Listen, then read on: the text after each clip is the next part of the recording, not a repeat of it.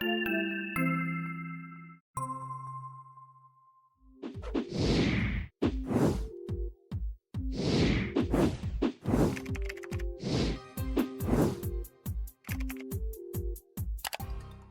back, Richard. It's good to see you for this midweek podcast. Yes, good to see you. Yeah, I really like that we've started doing these midweek podcasts just because it gives us a chance to expand on some of the things that we're talking a little bit more. And that's one thing that's it's difficult to keep a podcast to a reasonable amount of time while at the same time including sufficient information for people to gather. So yeah, I like this. Yeah, so the last time we talked about this topic, which is screen time or smartphones or however you want to put it. I like the idea of screen time because it's all encompassing. We talked about we began with Jonathan Haidt's book, the new book about the anxious generation and this supposed causal link between smartphone use or social media and the increases in mental health diagnoses, especially among teenagers, and that he argues that there's some causal link and that we're rewiring the brains of our children. We struggle with the idea of a causal link because causality is very difficult to establish. You need very strict laboratory conditions. You need to control everything. You need to control every possible explanation or every possible variable, as we say in research, in order to say this is the variable that's causing the difference. Most research came out of farming. Most of our vocabulary for research came out of farming, where you can control everything except one variable and say, well, it is the fertilizer that made the difference. We controlled everything else, and we know it's the fertilizer, or we know it's the seed, or we know it's the amount of water. We don't have that control when we're working with people. You can't get that level of control. We talked about B.F. Skinner and how he used laboratory animals that were very carefully managed so he could narrow it down to a single variable. Yeah, when I used to with real people. Right. When I used to teach research design, one of the things we know, for example, I used stimulant medication for ADHD as an example, and so I would have the students talk about how you would design a study for this, and they said, well, you'd have one group that gets the Ritalin and another group that gets a placebo, and that would tell us that if this group gets better, then it's because of the medication. I said, well, what about other things, and then you start breaking it down. And what about the amount of caffeine that they consume? Because caffeine's a stimulant. And so if one group is consuming more caffeine than the other, what if one group tends to have more parents that smoke cigarettes? And so more of the participants there are getting secondhand cigarette smoking, because we know that can affect. And so you start going through some of these other things, and you start to realize that, oh my gosh, it is really difficult to control all the possible variables that could be contributing to these issues. And so, yeah, that causal link is so difficult to explain. Right, especially when you're working with people who are living in the real world. And there are many factors. Right. So, but it does, Haidt's book has stimulated a very lively discussion about just what role and what effect screen time has on children, especially their sleep, their mental illness, their school functioning, their behavior in and out of school. What effect does it really have, and what should we do about it? Right. And so what we talked about last time was that screen time seems to have a different effect on different individuals. You can't say this is what it's doing. All you can say is this is what it's doing in this particular child. This is how it's affecting this child. It's like everything else, whether it's drugs or alcohol or mental illness. Right. It doesn't affect everybody exactly the same way. Some people become alcoholics and some don't. Some people become drug addicts and some don't. And it's the same with this, whether we're talking about violent video games or rap music or anything else that's in the culture right now. It affects different people differently, and cell phone use, smartphone use is no different than these other factors in our life. It has a differential effect. Absolutely. And last time we talked, we shared a couple of several articles, and those same Mhm. articles we will put in the show notes today. But in one of the articles is written by Dr. Weiner, and in that article he talks about he offers some recommendations, and his recommendations he are referred to as the four M's, and really they're all about managing and monitoring, really. And so the first one that he talks about is managing screen use, and this is something, and we're going to talk about this when we share our recommendations, because I think that this is on the surface it seems very easy to do, but I think in practice is a little bit more difficult to use. Managing your kids' screen use, it is important, but we have to consider the way in which we do it, and that's one of the things we'll talk about when we talk about our recommendations. But Weiner talks about being present and engaged, enforcing controls and privacy settings on the phone, and just really from a device perspective, making sure that the device is safe, and that kids can't get to things that they shouldn't be getting to, and that they're protected in some way as it relates to what comes in and out of the phone. Mhm. Yeah, you have to manage their logins and passwords. I mean, Yeah. you have to be able to get into their phone. You have to be, at least when you first give it to them with young teenagers. There's going to come a time when we're going to ask you to back out and stop monitoring, even with older teenagers. Right. Okay. If your child is 17 or 18 years old and they're doing okay in school, you don't have to monitor them as though they're 12 or 13. Right. So there is a developmental aspect to this. But initially, your children must understand that you have total access to this phone at all times.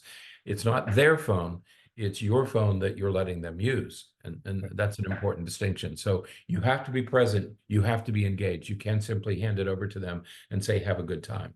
Right. Yeah. Yeah. I don't understand this aspect, this idea that kids can have a login code to open their phone that the parents don't know.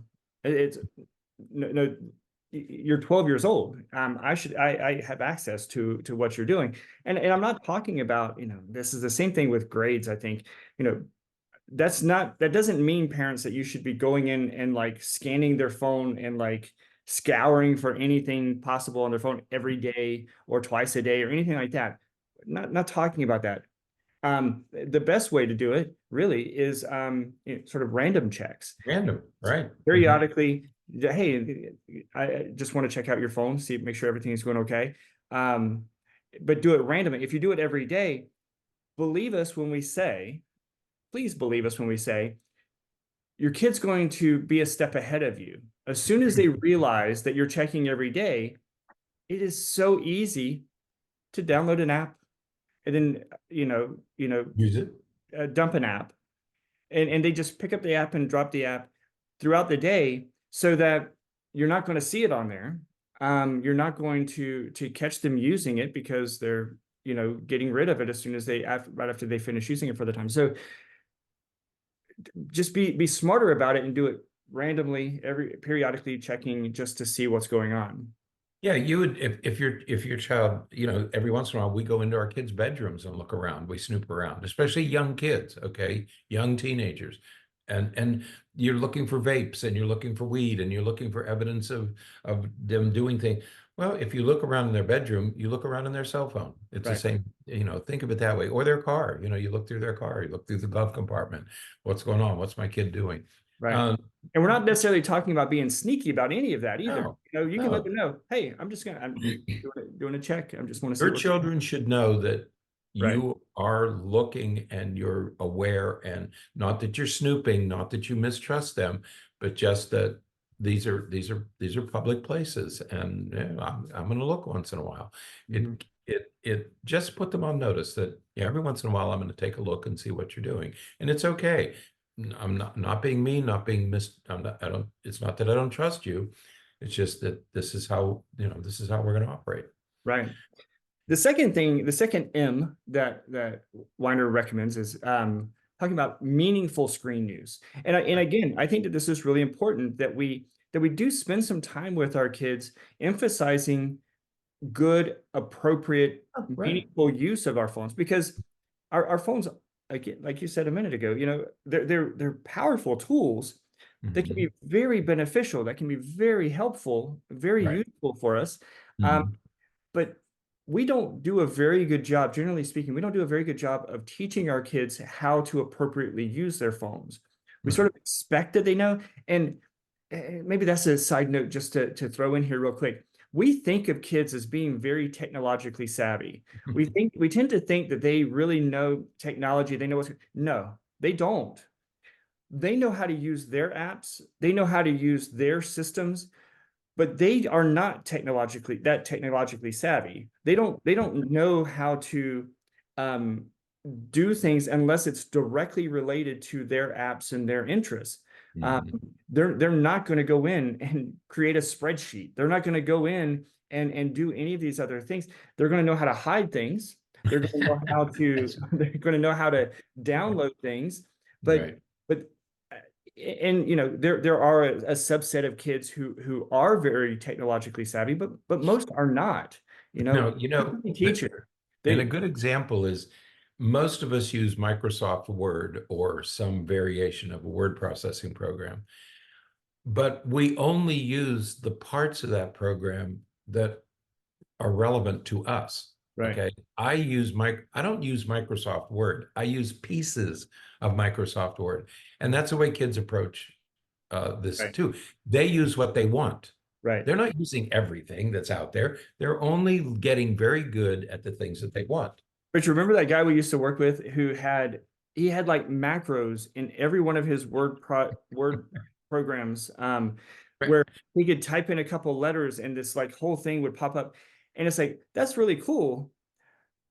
But who like I would never be able to take the time to develop something like that. That's right. It's impressive. But ask a teacher. One of the most frustrating things that teachers are experiencing right now is that students will do their online work. And again, we think, oh, they know how to use online. They know how to go into these systems. And how many times students will try to upload an assignment and forget to hit the submit button. Now, that seems like the most obvious thing. There's a big button at the bottom that says submit, and Right. click it. And so students have missing work because they didn't hit the submit button. Right. So they're not quite as altogether, technologically savvy as we think they are. They know their stuff. They know Right. that stuff really, really well. Mhm. And they That's teach about the each extent. other. Yeah, Yeah. they teach each other these workarounds. Hey, I figured out how to get around this. Mhm. But it's very, very selective, and it's like a mosaic of different skills that they possess Right. for what they want to use. They're very good at Snapchat. They're very good at Instagram, but they're not technologically savvy like they have a degree in IT or computer engineering. Right. And again, there are those who know that stuff because they're interested in that, but the vast Right. majority are not. So it's important that we teach meaningful screen use, how to use their screen time and how to use their devices in appropriate, healthy ways.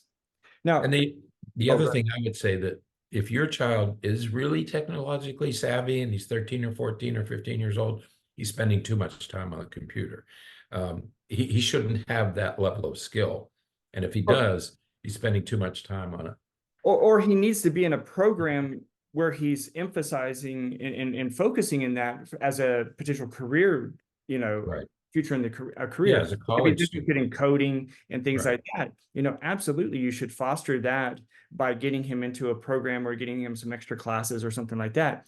But I think the point you're making is if they're so technologically savvy that they're working around everything that you try to put up as a safeguard, that's a problem. Right. That's the That's right. problem because what they're doing is they're going online and they're going to Reddit or wherever to figure out, what other people are posting on how to work around some of these safeguards that you have, and that's a problem. And you So, can only do that if you're spending large amounts of time right, on your screen. Right. right. Mhm. Now, the third M is modeling healthy screen use. And Richard, I know you've talked about this many times that so often parents will get onto their kids about how much time they're spending on their screens. All the while, the parents are spending just as much time on TikTok or Facebook or Instagram or whatever the case may be. And so the parents flipping through their phone while they're yelling at their kids to get off their phone. Right. It's like the guy, he tells his kids not to drink while he's got a beer in his hand. Or he's don't drink and drive, and the dad's having a beer while he's driving down the street. Or don't use your cell phone while you're driving, and the parents are on their phone when they're driving. I mean, you have to model the behavior that you want. Right. You can't have this double do as I say, not as I do. No, you have to model what you want. Your children have to see you shut your phone off and do something else. Mhm. Okay. You have to model. If you want them to shut their phones off, that begins by you shutting your phone off. And this whole thing about, well, I use mine for work, and I have to say, no, you don't. No, you don't.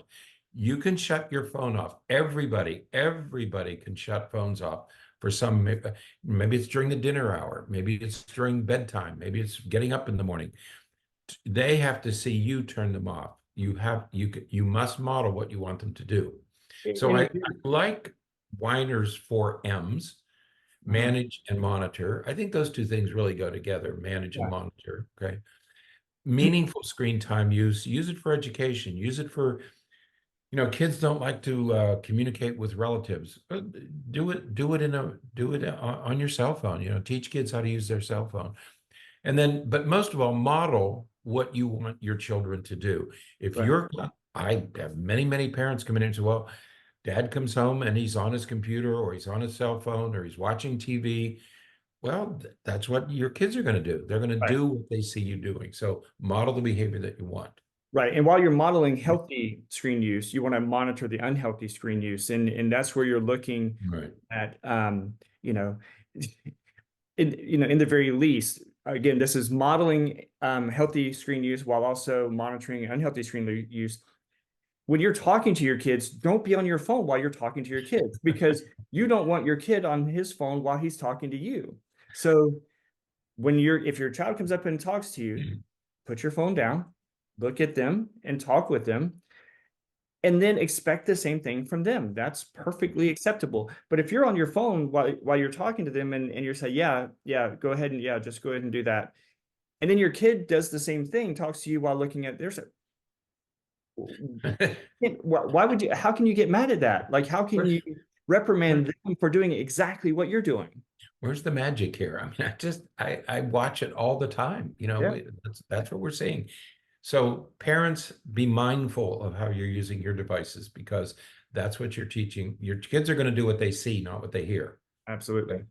Now, we're going to also include a link for some apps that help with parental control over some things, and it's a good website that has some of that information and some of those links and stuff. But we really want to get into what some of our recommendations are, because you hear about, well, screen use should be limited to this amount by age groups, and it should be these kids should only have this much time on their screens, and that is great. I think especially with younger kids, there is no reason that a 2-year-old should be on a screen. There's no reason that a 2-year-old should be sitting in front of an iPad for really any period of time, let alone, hours a day. And we know that happens, it's unreal.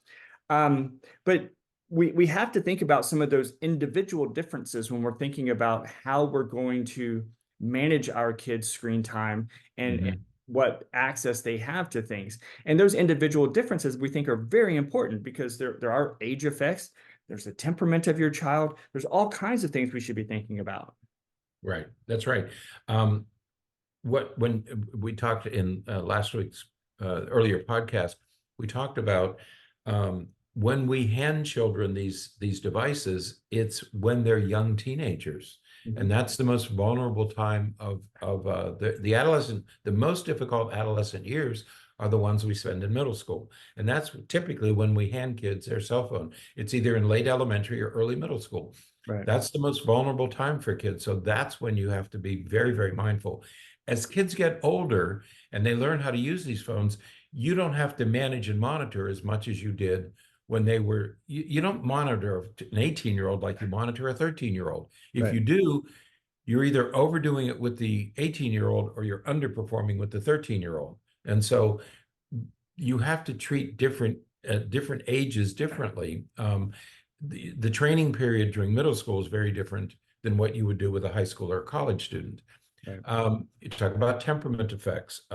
Some kids are more sensitive. Some kids are more susceptible. Some kids are attracted to the dark side. You have to know your child and how your child will deal with this device. Right. The other thing we talk about is, does it cause mental illness? I'm beginning to move in the direction that children who have a mental illness use devices differently than children who do not have a mental illness. Or in the very least are more susceptible, as you said, with temperamental effects, they're more susceptible to things Mhm. that they're finding. They may be looking up things that are different than other kids, or they may even be looking at the same things, but they're getting a different they're getting a different message from it. That's right.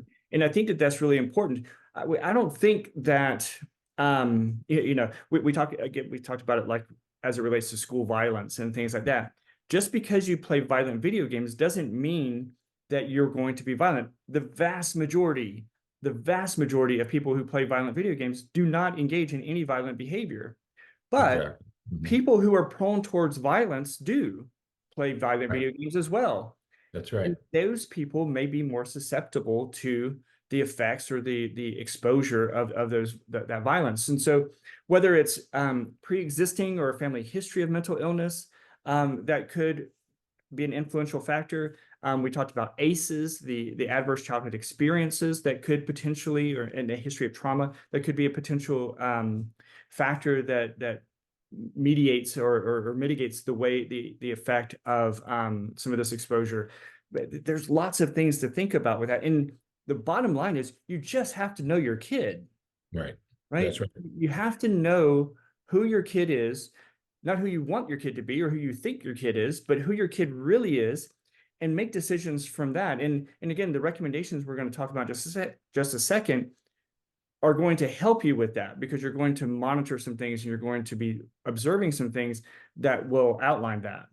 That's right. So when we talk about what you should do, the first thing you should do is you should know your child Mhm. and know how your child is likely to use and rely on these smartphones, this or digital media or social media.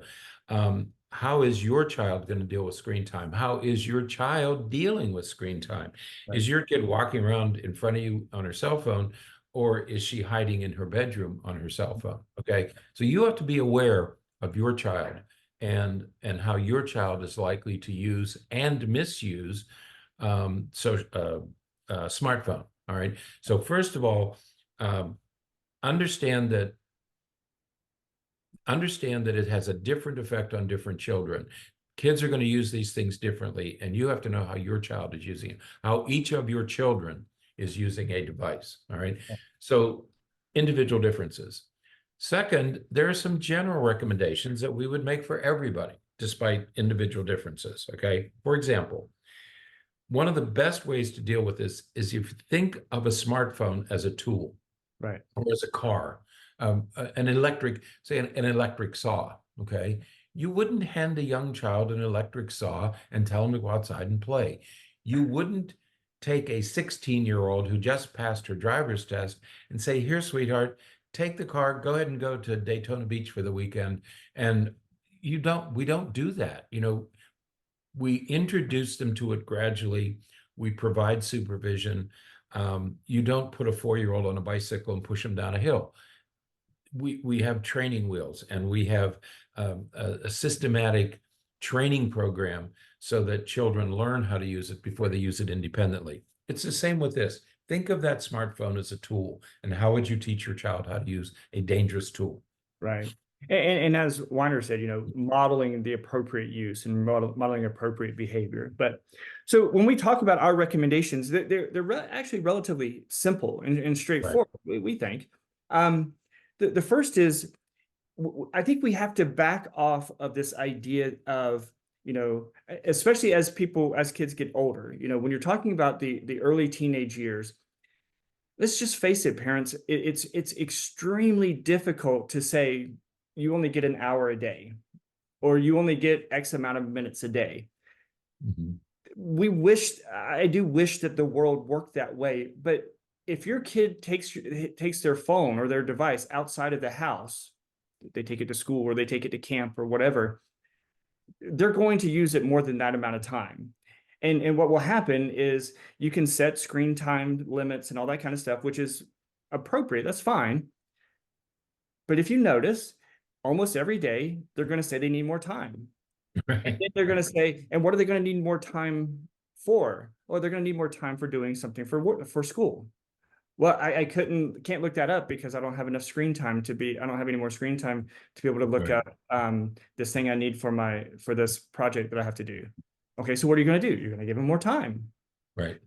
So instead of, yes, sure, create some loose guidelines as it relates to, well, you only have this much time before you have to ask for additional time. But what we think is the real problem is that kids just have too much free time. Mhm.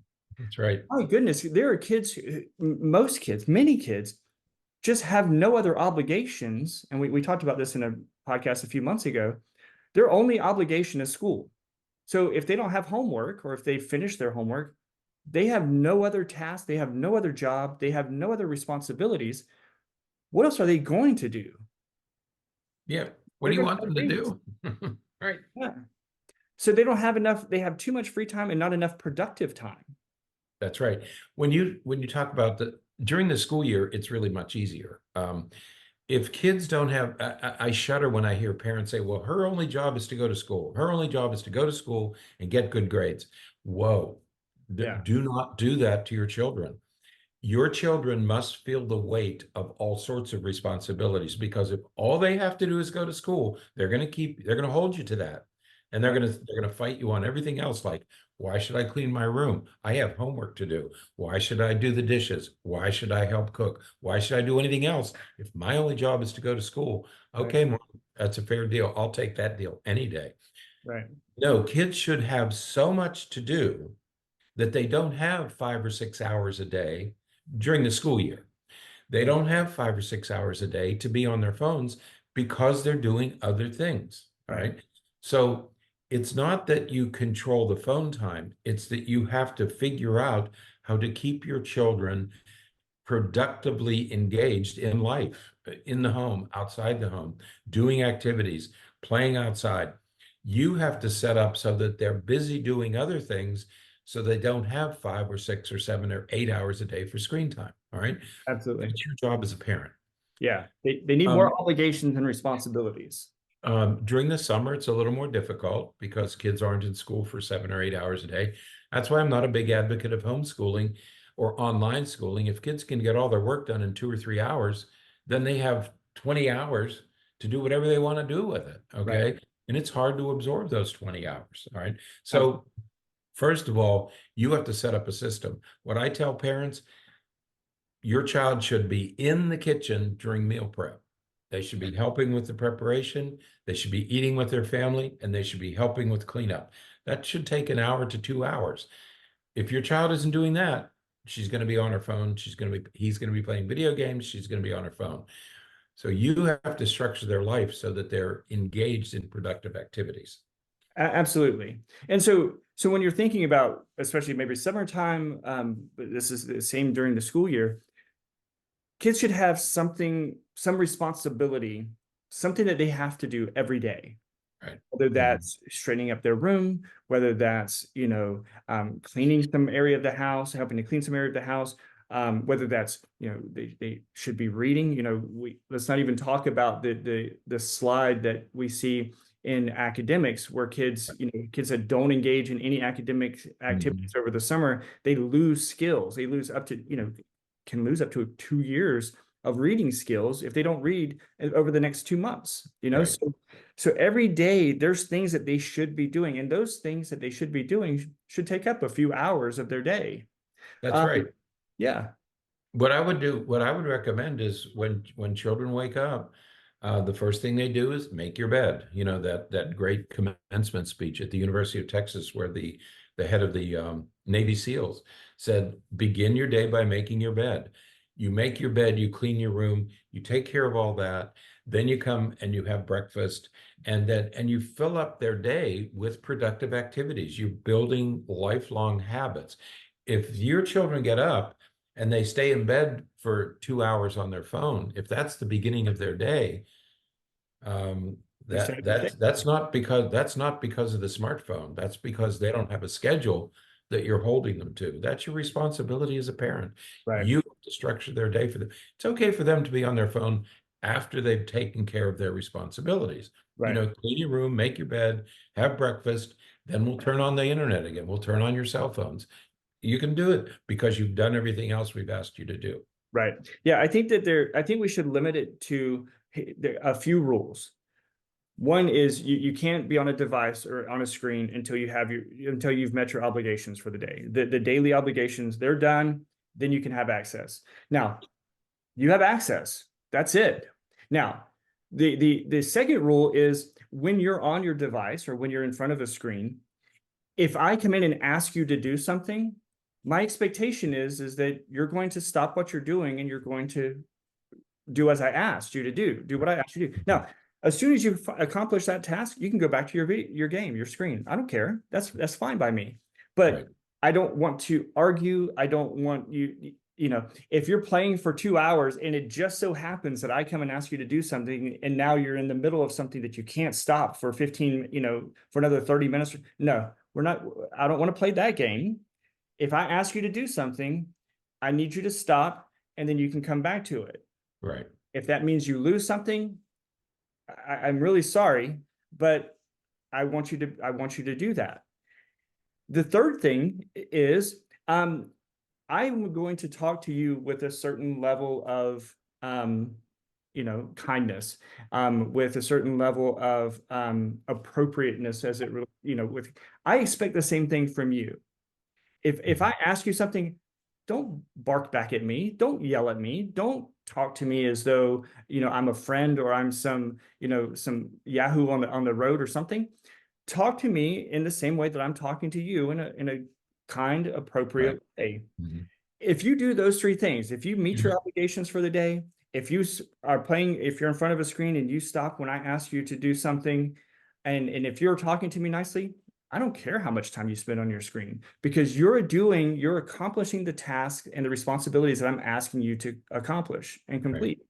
I think, and Richard, I think you agree that it's not necessarily the screens that are the problem, it's that they're not taking care of any of these other things. That's right. Choosing screens over homework, they're choosing screens over interpersonal relationships, they're choosing screens over physical activities. They're choosing screens over everything else. And whether it's screens or it's a book or it's a nap or it's Legos, if they're choosing anything that consumes so much time that it's taking away all of these other things, that thing is a problem. Right. So it's not the device itself, it's that it's consuming so much of their time. Right. I like your second point about when I ask you to stop.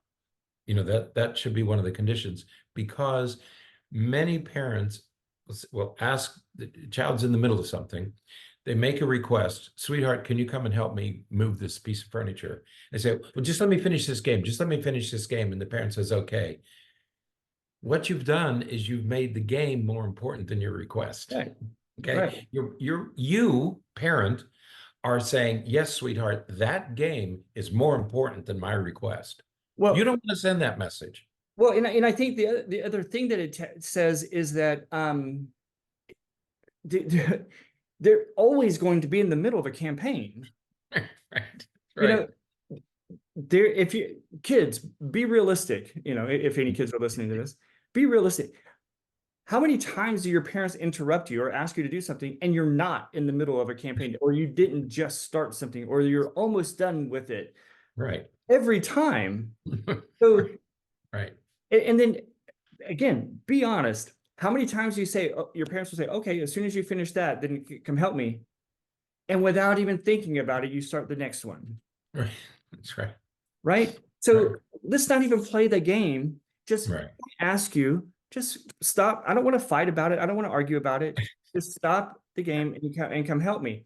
Right. If any of those three things are not followed, are broken, Right. then you lose the game for the rest, the screen for the rest of the day. Mm-hmm. You know, there's not warnings. There's not, I'm going to give you another chance. There's not here's how you can earn it back.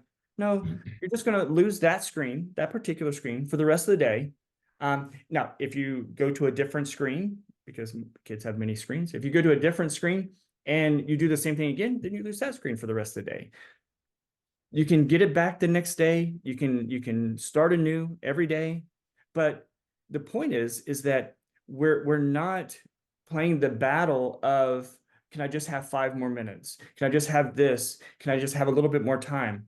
That's a battle, parents, we get too tired to fight that battle every day. And so take that battle off our plate and create sort of these guidelines. Talk with your kid about it. Meet with them and talk to them about it. And most teenagers agree to this. They're like, what? You mean that all I have to do is that and I can have unlimited screen time? Sure. Yeah, absolutely. Now, Take care. Right. take care of your obligations and you can have as much screen time as you want. Now, parents, that means that you have to have the responsibility of giving them enough things to do that they don't have 20 hours a day on their screen. That's your job. But otherwise, yeah, why not? Yeah, most parents, they think of, I only want my child to be on devices for 3 hours a day. So you get 3 hours a day. That's backwards. Mm-hmm. Fill up their day with productive activities, and the time they have left is free time. And it's free time. Okay, don't meddle with their free time. You've made an arrangement. These are your responsibilities. Take care of those, and then you have free time. Absolutely. Bedtime is not free time. Right. That's the other thing. When are kids doing these things? They're stealing sleep. They're taking sleep time to be on their devices. Okay, so it's your obligation as a parent to say, no, at 10 o'clock, you have to be in bed and going to sleep, not in bed with your cell phone. Absolutely. Absolutely. All right, we went a little long on this one, Oh, sorry. longer than usual, but hopefully this was helpful for you guys, and we'll certainly be talking about it again. This is an important topic and some important issues to deal with. And again, it's summertime, so and we'll try to keep up with this research because it's really coming out fast because of Height's book. There's a lot of stuff being presented right now, so we'll try to keep up with it and bring you up to date from time to time. Absolutely. So that's it for today. Until next time, stay happy, stay healthy, and forget to be afraid.